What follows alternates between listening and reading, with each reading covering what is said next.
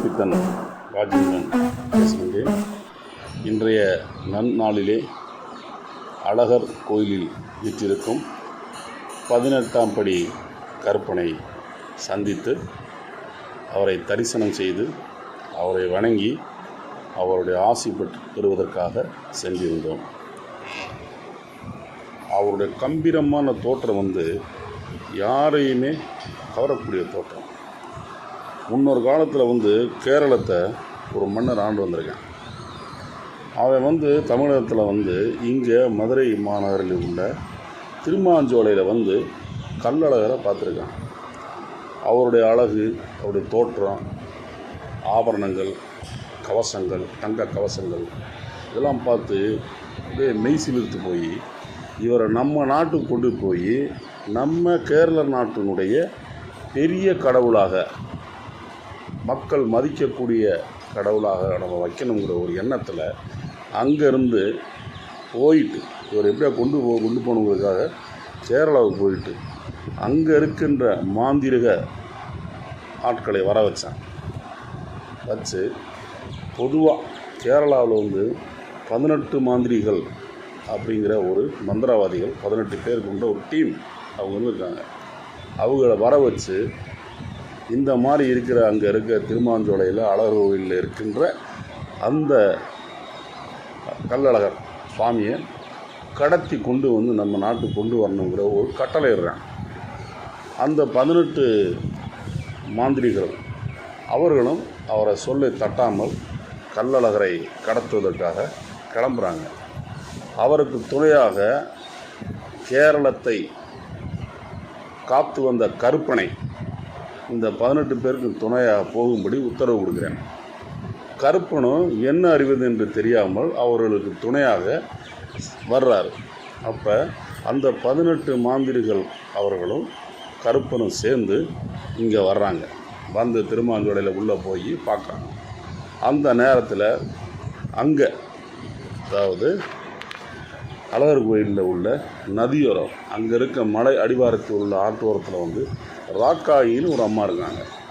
அவங்க வேலை தேனை எடுத்து ஊருக்குள்ளே விற்று உங்கள் அப்பா அம்மா பிள்ளைங்களை காப்பாற்றுறது அவங்களுடைய வேலை. அதே நேரத்தில் அங்கே மருதுமுத்துன்னு ஒரு கொடூரமான ஒரு மனுஷன் இருந்திருக்கான்.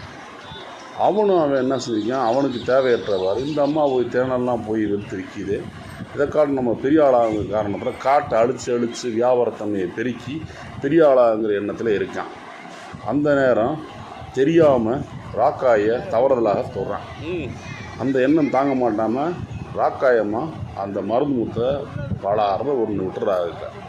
அந்த அவமானம் தாங்க மாட்டாமல் அதே வெறியோடு ராக்காயி மலையில் போய் என்ன வேலை பார்த்து தன்னுடைய தேன் இதெல்லாம் எடுத்து கொண்டு வர்றதை கண்காணித்து ஆட்களை விட்டு கண்காணிச்சிக்கிட்டே இவங்க இருந்துட்டுருக்க அந்த சமயத்தில் இவங்க இந்த 18 மந்திரவாதிகளும் கருவறைக்குள்ளே சொல்கிறாங்க.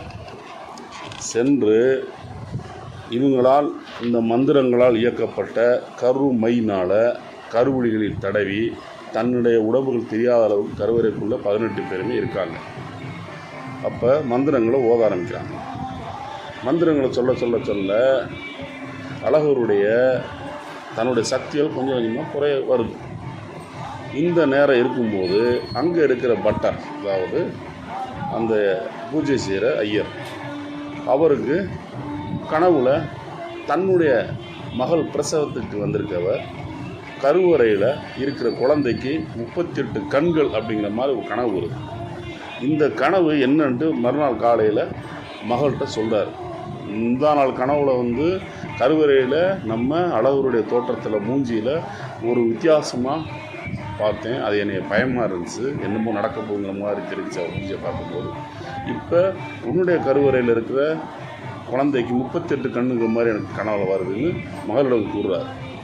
மகள் சொல்கிறாங்க, அப்பா அழகர் ஐயாவும் கருவறையில் இருக்கார், அங்கேயே இந்த தவறு நடந்திருக்கக்கூடாதுன்னு அப்பாவுக்கு ஒரு வார்த்தை வர்றான். அதை கருத்தில் கொண்ட அந்த பட்டர் கருவறைக்கு செல்கிறார். சென்று தூக்கலாக பொங்கலில் மிளகுவையும் இன்னொரு சாதனத்தையும் சேர்த்து பொங்கல் எல்லாத்தையும் கொடுக்குறார். அதற்கு முன்னாடி அங்கே வைக்கப்பட்ட எல்லா பொருள்களையுமே படைக்கப்பட்ட எல்லா உணவுகளையுமே காணாமல் போனதற்கு போய்கிட்டே இருந்திருக்கு. அதுக்கு காரணம் வந்து அந்த சக்தி படைத்த அந்த மந்திரவாதிகள் அந்த உணவை சாப்பிட்டுட்டே இருக்காங்க. இந்த முறை இந்த பொங்கலில் இருக்க மிளகு அதிகமாக தூக்கலாக செய்யப்பட்ட பொங்கலை சாப்பிட்டுட்டு கண்ணீர் மொழிகிட்டு இருக்குது. அதே சமயத்தில் இந்த 18 மந்திரவாதிகளுக்கும் காவலாக வெளியே நின்ற இந்த கருப்பசாமி சும்மா இருக்க மாட்டாமல் அந்த மலையை சுற்றி குதிரையில் போயிட்டு வந்து அங்கே இருக்க அழகை ரசித்து தண்ணீர் இதெல்லாம் பார்த்துட்டு போயிட்டு வந்துட்டு இருக்கும்போது நம்ம ராக்காயி அந்த அம்மாவை அவர் சந்திச்சிடுறாரு. ராக்காயி அம்மா கொண்டு வரக்கூடிய சாப்பாடை பார்த்து பசியோடு இருக்க கருப்பனுக்கு சாப்பாடு தந்துருக்கு ராக்காயி அம்மா. அதை வாங்கி இவர் உண்டுட்டு வந்திருக்காரு. போயிட்டு வாங்க நான் சொல்லி இந்த அம்மா வெளியே கூப்பிட்டுருக்கு. அப்போ இவர் காவலுக்கு வெளியே நின்றதுக்கப்போ ஒரு கூக்குரல் கேட்குது, அண்ணான்னு குரல் கேட்குது. இப்போ என்ன அண்ணான்னு சத்தம் கேட்குதுன்னு இவர் கருப்பன் போய் பார்க்கும்போது அங்கே கீழே விழுந்து சாகப்பட்டு கிடக்கிறாள் ராக்காய்.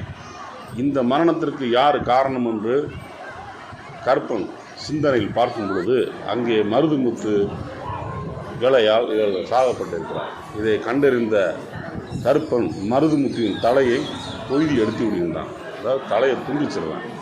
அந்த துண்டிச்சு இருக்கின்ற அந்த நேரத்தில் எப்படி ராக்காயை கூக்குரல் அண்ணான்னு கொடுத்தாலோ அதே மாதிரி இங்கே 18 மந்திரவாதிகளின் கூக்குரல் கேட்குது கருப்பான்னு. ஐயோ இங்கே கூக்குரல் கேட்குதே கருவறையில்ன்ட்டு அங்கே இருந்து கருப்பேன் இங்கே ஓடோடி உள்ளே வந்து பார்க்குறாரு. கருவறையில் உள்ளே வந்து பார்த்தா அங்கே அழகர் கண்கொள்ளா காட்சியில் இருக்கார். அவரை பார்த்த கருப்பு இவங்கெல்லாம் இந்த கண்ணீர் தண்ணி வெளியே வந்த உடனே அந்த மையெல்லாம் அழிஞ்சதுனால, அந்த மந்திரவாதிகள் போட்டு அந்த மையை அழிஞ்சதுனால இவர்களுடைய சுய உருவம் எல்லாமே தெரிய வந்துடுச்சு.